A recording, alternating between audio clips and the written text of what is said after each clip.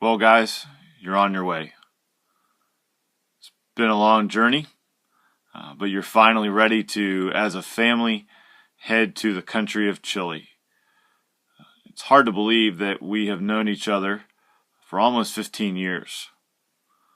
I know, we're way too young to have known each other that long.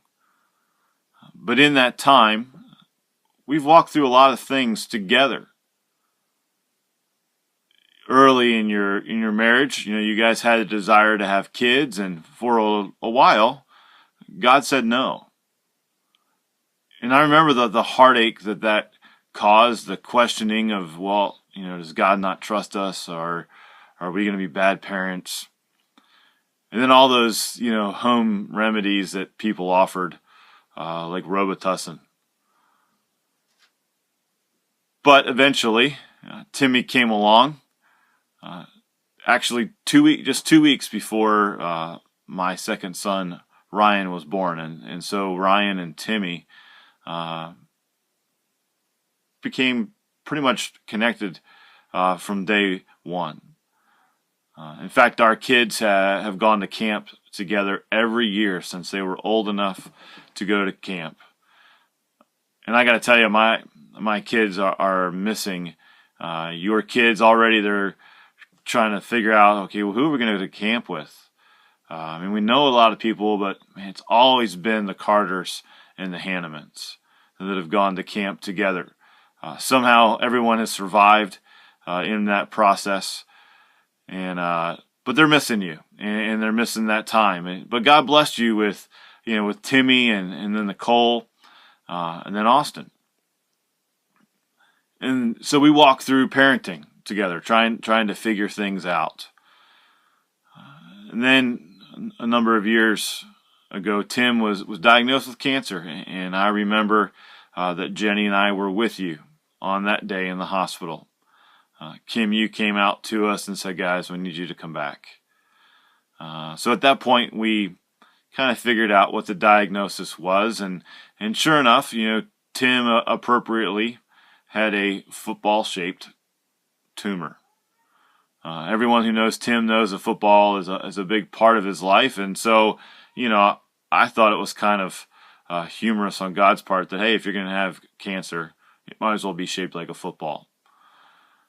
But in that time, in the time where it was removed, and then the long time of treatment afterwards, we had a lot of great conversations in the car as we would drive together down to the hospital, and as we would sit with you at your home as you were just not feeling well at all, feeling sick, always just wasn't a great time for you physically, but I think spiritually it really was a turning point in your life. And then shortly after that, your job, is this where God wants us? Do we stay here? Then it became very clear that God was moving you out of the position that you were in, and you just didn't know what was going on, but God did, and so that was the great thing. God knew what you needed to go through, the experiences that you needed to have to get you to the point where you were ready to say, all right, it's time to go to Chile. And so we're now here. We're commissioning you, and I'm just super excited for you guys. And Tim, as you and I have talked many times on the phone, I just love your heart. Almost every time we talked, it was, hey, can you pray for this guy? Can you pray for that guy? This guy just lost his grandfather in a tornado. Can you pray for him? He's really struggling.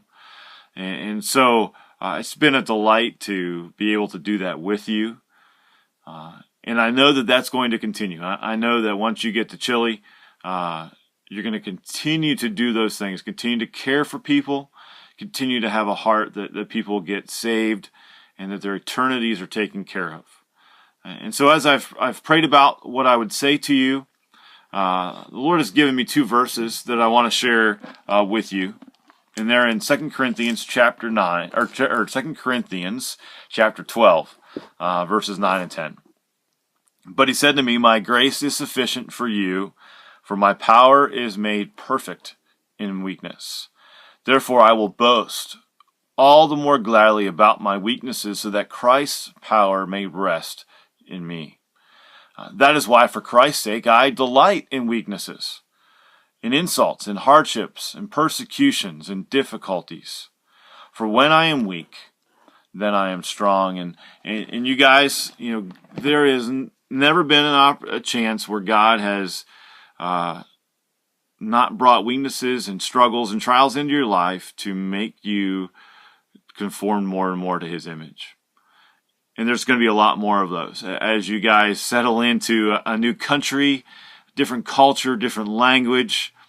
There's going to be some hardships. There's going to be some difficulties. There's going to be days when you guys look at each other and say, let's just pack up and go home.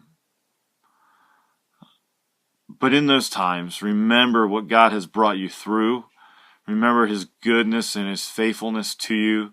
But most importantly, remember that in your weakness is exactly where God wants you to be, because that's where His grace is shown. We love you guys. We are excited for you and how God is going to use you.